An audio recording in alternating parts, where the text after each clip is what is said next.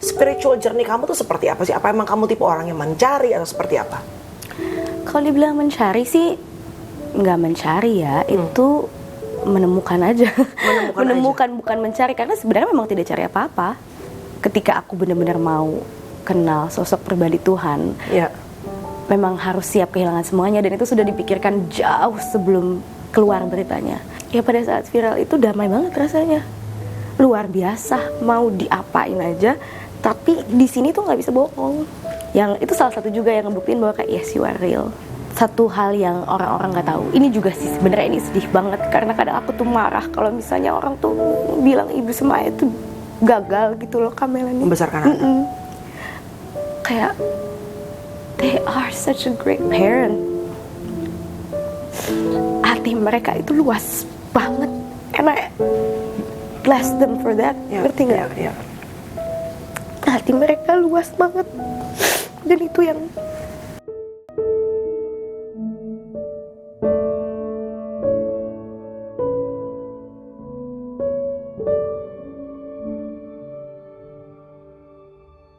Hai guys, jumpa di vlog aku, dan kali ini bersama dengan bintang tamu yang lumayan lama aku gak ketemu. I think it's been, I don't know, 5 years ago since the last time I met her. By the way, gak boleh kebanyakan bahasa Inggris. Aku sering dimarahin sama netizen. ya gimana dong ini? Hey, sudah ada suaranya. Sambut sama-sama yang sudah lama hilang dari hingar-bingar keviralan sosial media. Welcome back to Jakarta. Ini dia Salma Vina Sunan. 1, 2, 3, jawab semuanya. Salma Vina Sunan, dari namanya aja Anda sudah tahu bahwa ini adalah putri kesayangan dari Sunan Kalijaga, betul ya? Oke, terakhir kamu itu sempat aku dengar, you know, like the first time, akhirnya viral, orang taunya kan anaknya pengacara ngetop, right? And then yang kedua, ya you know lah, your private life dengan pernikahan yang very early, and then tiba-tiba divorce, perceraian, and then out of sudden dengan keviralan kamu, you're poof, gone, hilang dari dunia sosial media, hilang dari belantika pertelevisian. Where have you been? I've been in Bali, di You've Bali. been in Bali. Oke. Boleh tahu nggak kenapa pindah ke Bali? Apakah pasti kalau biasanya orang ke Bali kenapa lagi pacaran sama bule ya? Itu the tacky question yang paling ini deh, paling banyak ditanyain. Apakah lagi menjalin hubungan sama bule? Enggak, sebenarnya kan aku juga punya ex-boyfriend yang bule kan, tapi sebelum sama itu kan memang juga sudah tinggal di Bali. Sudah tinggal di Bali. Oke. Tinggal di Bali. Mak, boleh cerita nggak? Kenapa akhirnya? Maksudnya gini, dengan kamu viral kemarin, kamu sebetulnya you can actually get a lot of job. Ya, bisa dapat banyak banget pekerjaan di Jakarta. And when you on the top of your viral, which is sekarang orang semuanya pengen viral, dengan cara positif ataupun negatif. And then you went to Bali. Kenapa? Karena I want to find my peace. You want to find your peace? Ya, dan I found it there. Oke. Benar-benar pergi dari kebisingan semuanya lah gitu. Dan aku bisa benar-benar have my healing part, healing journey di sana lah, ibaratnya kayak gitu. That's why I left Jakarta. Aku pergi ke Bali. And then start from there. Ya akhirnya kan bertumbuh-tumbuh, dan akhirnya aku menemukan this is where I'm gonna stay sampai kapan nggak tahu waktu itu gitu. Oke. Orang kan sekarang like everybody saying healing and healing, tapi sebetulnya kan kata healing tuh punya makna yang cukup dalam gitu. Oke. Healing sebetulnya adalah penyembuhan apapun itu deh, mau luka batin, luka mental, anything gitu. Kalau kamu bisa bilang kamu pergi ke Bali karena kamu pengen healing, berarti kan ada sesuatu di Jakarta yang you know it's not supposed to be like that gitu. Nggak seharusnya seperti itu.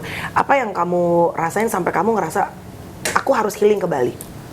Sebenarnya merasa itu tadi terlalu bising aja di Jakarta gitu kan, di sosial media dan di mana-mana itu kan bising banget gitu kan. Jadi aku merasa mau take time untuk diriku sendiri, dan gini, karena kalau misalnya buat aku ketika kita lagi healing terus kita malah hangout sama teman-teman dan lain-lain, itu kan pasti of course teman nanya lo kenapa gitu kan, lo kenapa, dan pasti kan mereka mencoba kasih opinion kan, ada second opinion, third opinion, opininya banyak banget, dan for me kayak instead of doing that, lebih baik I took my time, terus ke Bali sendiri tanpa orang siapapun itu gitu. Jadi nggak bisa denger opini si ini, opini si itu, yang akhirnya membuat aku mungkin nggak jadi healing deh, malah jadi di situ aja traumanya gitu.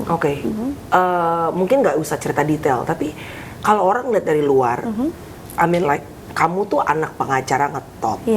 Your dad salah satu pengacara ternama di Indonesia, and then you still have your mom.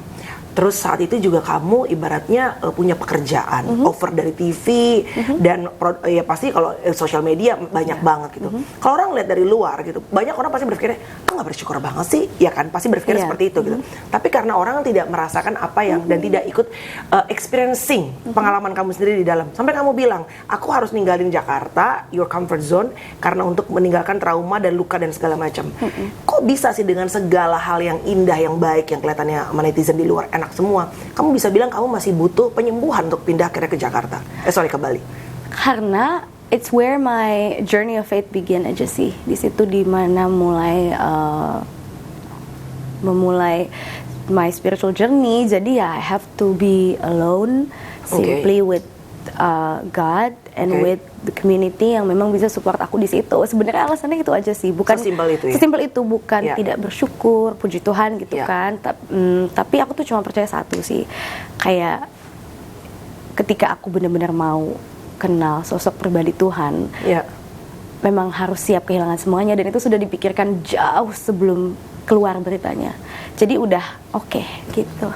Ouch.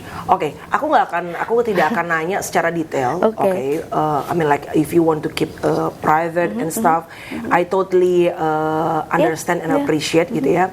Cause I appreciate your dad and your mom juga gitu. Aku tidak akan tanya agama kamu sekarang apa, kamu pindah dari mana ke mana. Tapi aku cuma pengen tahu dari pengalaman kamu berjalan untuk bisa lebih mengenal siapa pencipta kamu, your spiritual journey. Karena kan perjalanan spiritual tiap orang tuh berbeda-beda gitu, ya kan gitu.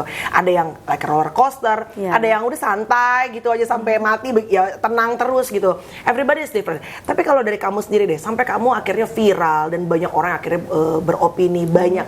Ada juga yang mungkin hatred comment juga gitu, atau mungkin ya bukan hatred comment tapi komennya agak kurang berseberangan sama kamu gitu. Dari kecil sampai akhirnya kamu besar, spiritual journey kamu tuh seperti apa sih? Apa emang kamu tipe orang yang mencari atau seperti apa? Kalau dibilang mencari sih nggak mencari ya, itu menemukan aja. Menemukan bukan mencari, karena sebenarnya memang tidak cari apa-apa. So your life was okay aja gitu. Iya, my life was so fine, so good. Aku lagi healthy-nya, lagi bener-bener workout like every day. Terus juga itu tadi awalnya kan healing tuh. Lagi workout dari apa segala macam. Itu setelah divorce ya? Iya, setelah. Udah divorce nih ya? Udah divorce. Terus ya tiba-tiba menemukan aja. And there's nothing wrong with that gitu. Menemukannya dengan cara apa? Kalau misalnya orang kan ada yang pertama mungkin ngerasa gue gelisah nih. Kalau kamu tuh kejadiannya seperti apa sih kalau boleh tahu? Kalau aku kan emang orangnya suka baca ya, Kamel, gitu. Jadi waktu itu memang lagi randomly ke salah satu bookstore aja di mall, salah satu mall. Terus buku yang aku cari itu nggak ada, tapi there's this one specific book yang pick my interest gitu loh, yang kayak menarik nih gitu untuk dibaca. It's just out of curiosity aja, nggak ada rasa kayak apa iya ya, atau ada rasa ragu, ada suara yang menuntut. No. Itu benar-benar kayak aku yang suka baca dan mau baca hal lain aja, hal baru. Iya, dan ini penasaran aja ngeliat. Iya, penasaran aja. Dan itu pun tadi kamu bilang tidak berada di rak buku-buku religi. Iya, jadi tiba-tiba ada aja di situ. Gitu. Setelah kamu menemukan buku itu, and then what happened? Ya beli aja. And then you read it until it's finished gitu. Iya. Sampai habis. And then what happened? How did you feel at that time? Gini, kan aku orangnya pada saat baca buku itu kan aku suka notes, terus suka nulis apa sih yang aku dapat dari buku itu, suka bikin ringkasan gitu ya. Jadi memang pada saat membaca buku itu kan pasti dibeberkan dong, kayak fakta A, fakta B, fakta C dan selanjutnya gitu. Nah dari situ, dari fakta-fakta tersebut aku mulai mencari, emang iya ya gitu, jadi penasaran gitu, emang iya ya, dan akhirnya mencari gitu. Akhirnya baca referensi yang lainnya, bukan hanya berpegangan pada satu buku tersebut. Karena kan kalau satu bisa bias ya. Jadi aku nggak hanya baca satu dari sisi A, tapi baca banyak juga dari B. Jadi sumber-sumber lain gitu. Sumber-sumber lain. Tapi maksudnya ngerti nggak? Maksudnya kayak dari kepercayaan aku baca, dari kepercayaan B aku baca, jadi imbang. Gitu, bukan yang sepihak kayak cuma A terus yang dibaca dengan referensi yang lainnya. Nggak seperti itu. Jadi aku bacanya imbang. Hai, intermezzo sesaat buat kalian yang lagi nonton vlog aku, sabar. Nah, aku pengen ngobrol-ngobrol sama kalian hanya 2-3 menit aja. Ini salah satu konten juga yang diminta banyak banget nih sama komedo kesayangan aku, komunitas Melanie Ricardo, yaitu konten What's in My Bag. Nah, ini tas besar aku. Oke, What's in My Bag, langsung aja. Of course, yang pertama-tama yang bikin gue akan puter balik sejauh apapun gue udah pergi, yaitu adalah handphone. Karena di sini bukan cuma sekedar, I can communicate with my husband and my family, tapi juga semua pekerjaan, semua pretty much sama lah kayak kalian kan. Semuanya cuan-cuan berasal dari handphone. Tempat makeup, yes, harus dibawa karena harus touch up dan segala macam. And then juga ada vitamin. Makin tua, badan makin harus di booster dengan vitamin. Ada vitamin D, vitamin macam-macam deh buat tulang and whatsoever. Pokoknya semua vitamin nyampur semua ada di sini. And then juga ada cemilan, dan cemilan gue ini gluten free dan juga dark coklat karena teman-teman tahu gue udah losing weight, lumayan udah hampir 8 kiloan. Yay. Jadi cemilannya semuanya, and I love chocolate ya. Jadi kalau lagi pengen manis-manis harus ada nih di dalam tas. And then ini guys yang selalu banget aku pakai. Jadi kalau aku tuh memang bener-bener banci perwangi-wangian. Aku tuh hashtag tim mabok parfum, tahu kan teman-teman yang ikutin vlog aku dari dulu. Dan ini si Scarlet Whitening ini aku selalu pakai. Salah satunya yang Freshie, aku juga pakai yang Jolie. Kenapa aku pilih Scarlet Whitening? Karena yang pertama harus banget yang namanya Melanie harus wangi. Aku tuh pokoknya nggak akan jalan keluar dari rumah tanpa wangian. Pokoknya harus dikira, siapa itu kok wangi banget? Melanie Ricardo datang. Yes. Jadi body lotion ini guys, bener-bener kalau buat aku bikin senang banget karena aromanya ini benar-benar udah kayak parfum, tahan lama banget. Pretty much ini bisa bikin kulit lembab, and then bukan bikin jadi yang putih yang aneh, tapi juga jadi bikin kulit aku kelihatannya lebih sehat, lebih glowing, dan yang paling penting aromanya bertahan lama. Dan ini yang paling baru, jadi di rumah aku selalu aku stok. Kemarin aku habis ngabisin yang Jolie, and then yang Freshie baru banget aku pakai. So always in my bag. Nah, karena tadi aku habis dari gym, jadi aku bawa langsung sabun cair. Ada dalam tas aku juga. Ini Scarlet Whitening harus sepaket seperti suami istri. Jin dan Jun tak bisa terpisahkan. So, harus pakai sabunnya ini dan juga body lotion yang ini. Udah deh, wangi sepanjang hari. Nggak perlu touch-up parfum and whatsoever. Nah itu dia guys, what's in my bag. Barang-barang yang selalu ada di dalam tas aku. Kira-kira ada yang sama nggak sama kalian? Coba taruh ya di kolom komen. Oke, and then itu tadi masih di Jakarta dong? Masih. Setelah itu kenapa akhirnya memutuskan untuk gue mau bener-bener pengen sendirian ke Bali? Kan dibutuhkan juga pastinya kan banyak hal, sacrifice juga pekerjaan dan segala macam untuk kamu pindah ke Bali. Jauh dari mama papa, dari ibu dan ayah gitu. Pada saat sebelum berita itu viral ya, Kak Melanie gitu, aku tuh sudah mempersiapkan diri untuk hal apapun. Jangankan pindah ke Bali gitu, kita aja misalnya lagi dikontrak sama brand pas viral bisa di-cut. Betul. Kan gitu kan. Jadi aku sudah siap banyak semua. Konsekuensi ya. Banyak konsekuensi dan itu sudah aku pikirkan dengan matang-matang, bukan hanya sekedar anak kecil lagi pencarian diri gitu. No, karena aku tuh aku dibesarkan sama ibu yang sangat luar biasa, yang dimana selalu mengajarkan untuk think forward, masa depannya kira-kira akan ada obstacle A, B, C, D, Z, kuat nggak? Gitu. Jadi aku tuh bukan berpikir di titik itu aja gitu. I'm thinking about the future gitu. Jadi waktu itu I said okay, God, I'm ready. Gitu. To lose everything. Tapi puji Tuhan ya enggak, kan Tuhan baik. So you said to God, like I'm ready to lose everything. Yeah, that's what itu yang aku bilang. I'm ready. Bukan berarti I'm ready terus jadi kayak aku udah percaya ini nih sekarang, enggak sih. Aku cuma bilang ini Tuhan, at your own time, orang-orang akan tahu. Dan by that time, I hope you prepare me untuk menerima segala macam bentuk kehujatan orang-orang gitu loh. Dan he did prepare me so well. Makanya nggak ada yang miss. Nggak ada yang gini ya, nggak ada yang merasa kayak it's so hard gitu. Hard pasti gitu, cuma kayak nggak ada yang ngeluh kayak so hard gitu. Hari kenapa I made that decision tuh nggak ada. Yap, oke, sorry. Gitu. So, wow, I'm speechless. Like, karena aku tahu untuk mengucapkannya, Tuhan aku siap, itu kata-kata yang mudah. Iya. Tapi saat dijalanin, Journey-nya itu. journey-nya, it's not easy at all, gitu loh. Oke, dalam perjalanan yang tidak mudah, musim yang tidak mudah itu, kamu tadi bilang bahwa Tuhan siapin. So you felt at that time bahwa tangan Tuhan menyertai kamu. Iya. Di experience kamu, balik lagi di spiritual journey kamu, apa yang kamu rasakan pada saat kamu lagi jalan berat sekali, tapi kamu ngerasa Tuhan topang kamu? Ya pada saat viral itu damai banget rasanya, luar biasa. Mau diapain aja, tapi di sini tuh nggak bisa bohong, nggak ada rasa takut, rasa sedih pasti ya gitu, karena kan orang tuh harus tahu gitu kan. Cuma damai, oh my god, that damai. Yang itu salah satu juga yang ngebuktiin bahwa kayak yes you are real gitu sih. There's a peace yang damai yang nggak bisa diungkapkan dengan diungkapkan kata-kata kayak lagi okay, let's say I run away kan dulu kan ada beritanya I run away. Iya, tapi during those run away I'll di setiap harinya berdoa aja terus. Pada saat run away itu berdoa terus tuh. Sampai pada saat bukan ketahuan ya, sampai pada saat halayak banyak tahu, ya aku udah ready gitu. Pekerjaan puji Tuhan nggak ada yang kehilangan.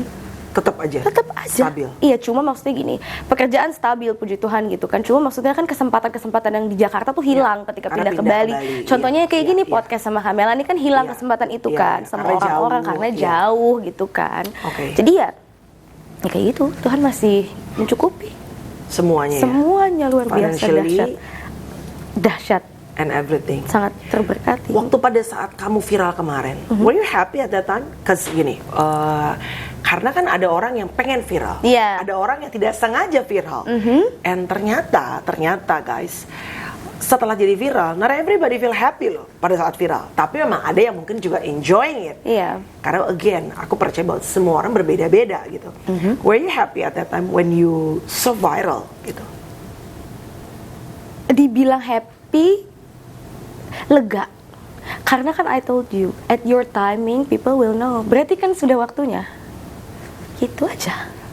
Tuhan sudah set up itu untuk menjadi viral di waktu yang itu. Jadi ya sudah gitu. Sebelumnya kamu kan beberapa kali sebenarnya viral kan, banyak berita-beritanya. Sebelum maksudnya viral dengan akhirnya orang tahu apa dan segala macam. Tapi sebelumnya kan kamu juga pernah viral berita A, B dan C gitu. No peace. Did you feel peace at that time? No. Were you happy at that time dengan keviralan? I'm emotionally drained.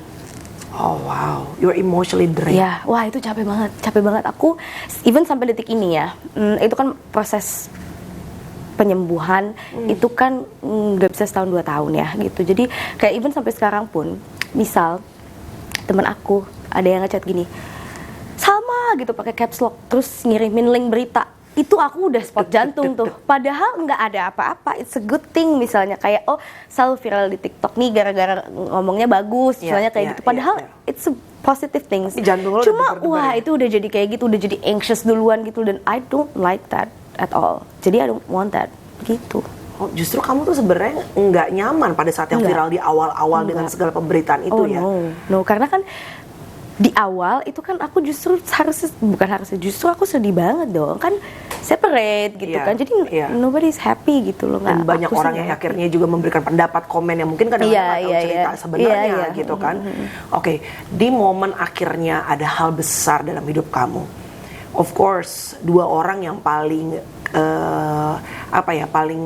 berpengaruh pastinya ayah dan ibu. Gimana, how the way they responded? Satu hal yang orang-orang nggak tahu, ini juga sih sebenarnya ini sedih banget, karena kadang aku tuh marah kalau misalnya orang tuh bilang ibu sama ayah tuh gagal gitu loh, Kamela nih membesarkan anak. Kayak they are such a great parent. Hati mereka itu luas banget, and I bless them for that. Ngerti nggak?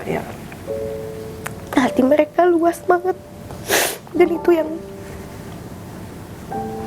oh my god, hati mereka udah nggak usah diomongin deh. kayak karena kan itu beruntun kan Kamel, Betul. beruntun banget Iya. jeder Iya, gitu kan. iya. That's why I'm saying kayak hati mereka itu luas banget dan Tuhan tahu porsinya mereka itu semana. Jadi mereka masih bisa berdiri untuk nguatin aku, Mereka masih bisa berdiri untuk nguatin kamu. So they, untuk menerima, untuk semuanya. jadi mereka tetap mengasihi kamu. Iya, tetap seperti mengasihi. sama Vina, nggak berubah seperti dulu. Enggak. Wow. Enggak. Apa yang ibu bilang? Gini, nasihat apa yang kamu selama ini selalu ingat dari seorang ibu? Pokoknya kakak harus bertanggung jawab. Apapun itu pilihan hidup kakak, bertanggung jawab ya gitu. Bukannya nanti kalau kamu kesandung nggak boleh ngadu, bukan Iya, kayak gitu. iya, iya. Tapi ketika kesandung nggak apa-apa ngomong gitu kayak, Bu aku tadi kesandung, obatin sendiri ya gitu. Mungkin aku akan kasih tahu obatnya apa, tapi obatin sendiri gitu. Jadi konsekuensi apapun dalam hidup kamu yang kamu tanggung setelah melakukan sesuatu keputusan besar, lakuin. Dan aku kan banyak banget keputusan besar yang di umur segitu tuh udah diambil gitu loh, kayak dari mulai ini itu dan aku kayak I survive because kayak iya ibuku selalu kasih tahu untuk tanggung jawab dan aku buktiin ke mereka gitu loh bahwa aku tanggung jawab loh. Dan mungkin itu yang membuat mereka oke, gitu karena aku tanggung jawab atas apapun itu, sedih, pahit dan lain-lain itu telan aja sendiri, nggak pernah curhat kecuali maksudnya masalah-masalah besar tuh nggak pernah curhat. Iya. Nggak pernah. Apapun konsekuensinya kamu tanggung jawab sendiri gitu. Iya. Dan ibu tahu itu. Iya, dan bukannya tidak mau mendengar, tapi kayak aku memang diajarin seperti itu gitu loh. Jadi they are very open when it comes to communication. Jadi bukannya mereka nggak boleh atau gimana ngelarang itu enggak. Cuma memang akunya kayak oke, I know my place. Ketika sudah mengambil keputusan, tanggung sendiri. Kalau misalnya udah bener-bener nggak bisa baru ngomong gitu. Okay. Dan itu bagus banget for me. Iya. Bagus banget. Jadi kamu menjadi orang yang sebenarnya very independent ya gitu. Makanya bisa sendirian di Bali. Iya. Imagine if you're spoiled brat, pasti kan kamu juga susah untuk sendirian jauh dari ibu dan juga ayah. Kalau ayah gimana? Kalau ibu kan biasanya hatinya ibu ke anak perempuan kan it's always gonna be back and forth. Yeah. Tapi ayah sendiri seperti even I know you are close with your dad gitu. Tapi ayah bagaimana? Untuk hal apa? Relationship sekarang sama ayah? Oh, relationship sama ayah baik banget. Exactly the same. Exactly the same, luar biasa banget sih. Jadi udah malah I feel like sekarang udah nggak ada gap Sama ayah? gitu. Kalau dulu kan ngerasa kayak ada gap kan. Iya. Sekarang udah nggak ada. Kayak udah ya nggak ada gap gitu. Wow. Orang kalau ngelihat Bang Sunan kan kelihatannya kan orangnya galak ya. Iya. Pasti kelihatannya galak gitu Bang Sunan. Tapi sebenarnya ayah tuh kalau di mata kamu seperti apa sih? Kalau ibu kan jarang kelihatan di TV ya. Ayah yang lebih sering. Ayah tuh seperti apa di mata kamu? Di rumah, he's a very great father, benar-benar bapak yang luar biasa. Aku tahu lah perjalanannya ayah dari susah gitu kan dan lain-lainnya. Jadi buat aku, no matter what people say, kayak di luar sana dia kayak papamu famous atau apa segala macam, I always see him yang di rumah, versi yang di rumahnya. Karena kalau di luar kan kadang ada campur tangannya memang karena panggilan kerjaan, makanya dia harus begini begitu gitu kan. Jadi jadinya kan orang pasti, iya gitu. Tapi aku melihat ayah ya yang di rumah aja, versi yang di rumah gitu. He's very good father. Main sama Sean gitu, ngobrol sama aku gitu. Apa advice ayah yang selalu menjadi pegangan kamu? Kalau ayah sih lebih ke jodoh ya. Apa? Ayah bilang apa? Itu dari dulu, maksudnya dari dulu pokoknya cuma bilang kayak karena mungkin pengalaman hidupnya ayah juga ya gitu, dari susah gitu. Jadi ayah tuh selalu bilang pokoknya kalau misalnya nanti ada yang ngetok rumah and then say kayak I wanna take your daughter, as long as dia baik dan cinta sama kamu, mau nggak peduli backgroundnya siapa, anaknya siapa ataupun gimana deh, intinya kalau misalnya dia cinta, dia sayang, ayah terima. Karena dari cinta dan kasih sayang itulah dia rela berkorban. Misalnya dia nggak punya, dia akan menjadi orang yang sangat sukses karena dia cinta sama kamu dan dia harus bahagiain kamu dan anak-anak gitu sih. So itu menurut kamu sejauh ini apakah teori, apa kamu sudah melihat memang betul-betul dipraktekin sama ayah? Ini kan pasti pacar kamu. Iya loh. dong, karena bener lah karena kan dari susah ayahnya. Terus sekarang ibu luar biasa gitu kan, berkatnya ayah sama ibu. Terus ibu happy gitu loh. Jadi kayak one of the personality traits yang harus aku ambil dari ayah itu hard worker. Banget. Luar biasa, banget. Tapi doa kamu apa sama Tuhan di saat-saat kalau sekarang kayaknya everything already lot better ya gitu ya. I mean your relationship juga kamu bilang udah lebih dekat sama ayah. Justru sekarang tidak ada gap seperti dulu. Tapi di saat-saat berat, di musim berat kemarin gitu, apa doa kamu yang kamu minta sama Tuhan buat ayah dan ibu? Kuatin mereka, that's it. Kalau untuk ibu, kan aku lahirnya sesar ya. Oh jadi waktu itu it's between me and my mom gitu. Oh iya? Iya. So mereka dokter harus milih antara ibu atau kamu? Iya. Oh wow. Jadi ibuku selalu bilang kayak dari sebelum lahir aja tuh kakak tuh sebenarnya udah kuat.